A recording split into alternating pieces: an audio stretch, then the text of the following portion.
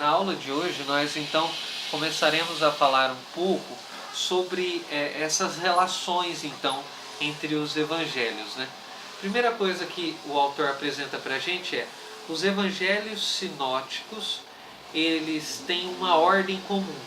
Qual é a ordem comum e quais são os evangelhos sinópticos, né? Que tem uma mesma visão, que parece que tem o mesmo olhar. É exatamente isso, eles são sinópticos porque eles têm algo em comum. E o que é que eles têm em comum? Eles têm em comum que a primeira coisa que fala a respeito de Jesus é o seu batismo, depois Jesus na Galileia, depois Jesus em Jerusalém, depois os fatos que aconteceram em Jerusalém. Se você pegar a ordem dos acontecimentos, dos fatos, eles dão uma importância para essa metodologia. Eles caminham por um mesmo lugar, por uma mesma sequência de acontecimentos, e eles também caminham por uma questão geográfica, né? Então eles são sinópticos por conta disso. Agora tem o Evangelho de João, que não faz parte dos evangelhos sinópticos. Quais são os evangelhos sinópticos? Lucas, Marcos, Mateus. João não é sinóptico, é um evangelho diferente, ele tem outras prioridades. Aí ele fala assim, do que foi descrito acima se conclui que os sinópticos organizaram o seu material do ponto de vista geográfico, enquanto o evangelho de João está construído sobre uma estrutura biográfica. Não é uma biografia, mas está construído sobre uma estrutura biográfica. Ele quer que seus leitores acompanhem o ministério de Jesus na sequência e no período em que os fatos se desenrolaram. Enquanto os evangelhos sinópticos priorizam os acontecimentos geográficos dentro de determinados locais, e fica algumas passagens que você não sabe se aconteceu antes ou depois daquilo, o evangelho de João não. Ele tenta encaixar o evangelho dele dentro dos acontecimentos, dentro do tempo, dentro de uma cronologia. Então, aí o autor diz, o evangelho de João só contém 7 relatos sobre atos de Jesus, sendo que não tem nenhuma expulsão de demônios. Enquanto nos outros evangelhos a gente tem uma série de atos de Jesus, muitos milagres de Jesus, muitas curas de Jesus e expulsões demoníacas, exorcismo. Ele também vai dizer que o evangelho de João, ele está fazendo essa comparação, né, entre os evangelhos sinópticos, Marcos, Lucas, Mateus, e o evangelho que não é sinóptico, o evangelho de João.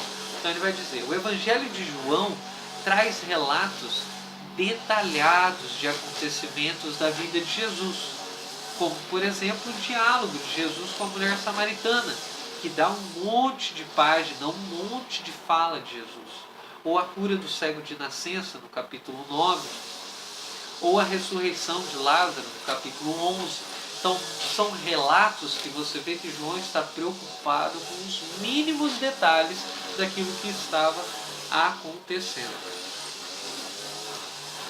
Aí ele diz, nota-se também que nos evangelhos sinópticos, o estilo de oratória é um estilo direto, objetivo e linear. Tem um público, tem que dizer, tem como dizer, então eu digo. Correspondendo assim ao pensamento grego. Já nos discursos de Jesus em João, o desenvolvimento das ideias se dá em círculos, trabalhando com constantes repetições. Isso é interessante, o Evangelho de João é assim mesmo. Ele vai e fala uma coisa aqui, você está terminando de ler o capítulo, ele retoma aquilo dali, discorre um pouco mais, aprofunda um pouco mais, em escala mais inferiores, mais interiores, né? Isso é interessante. Ele vai dizer também que enquanto nos evangelhos sinópticos Jesus é chamado de Filho do Homem, aqui está Barnashá, alguma coisa assim. No Evangelho de João, Jesus é chamado de Filho de Deus. Então também há essa contraposição da denominação de Jesus Cristo, né? Então aí ele encerra dizendo: os 4 evangelhos são endereçados a grupos diferentes de leitores. Isso leva os autores a ênfases diferenciadas na apresentação de Jesus.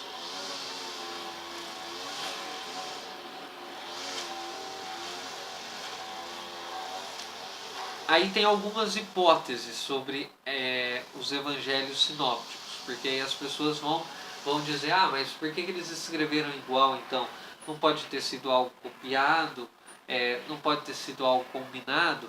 Aí tem algumas hipóteses. A hipótese do proto-evangelho, que é a ideia de que existia um antigo evangelho aramaico, o evangelho dos nazarenos, e foi desses evangelhos dos nazarenos que os discípulos, né, Mateus, Marcos, Lucas e João, recorreram, ou melhor, Mateus, Marcos e Lucas recorreram a esses escritos dos nazarenos para escreverem o evangelho. Também tem a ideia do fragmento, de que foram achados alguns fragmentos em algumas determinadas regiões relatando acerca da vida de Jesus, e eles se utilizaram desses documentos para escreverem o seu relato, para escreverem o seu evangelho, proclamarem, né, a vida de Jesus. E tem a hipótese também da utilização da dependência literária, né? Então, assim, o Evangelho de Mateus é o mais antigo, o Evangelho de Marcos um extrato do de Mateus, e Lucas se baseia nos dois, né? A ideia de que Mateus foi escrito antes e os outros dois escreveram em cima do que Mateus havia escrito. Com isso estava formada a teoria de duas fontes, que diz que os evangelhos sinópticos se baseiam em duas fontes: no Evangelho de Marcos e no documento que... Então, também tinha uma teoria que dizia que o Evangelho de Marcos foi o primeiro a ser escrito. Ele foi escrito como embasamento em um documento chamado documento que eram relatos acerca da vida de Jesus e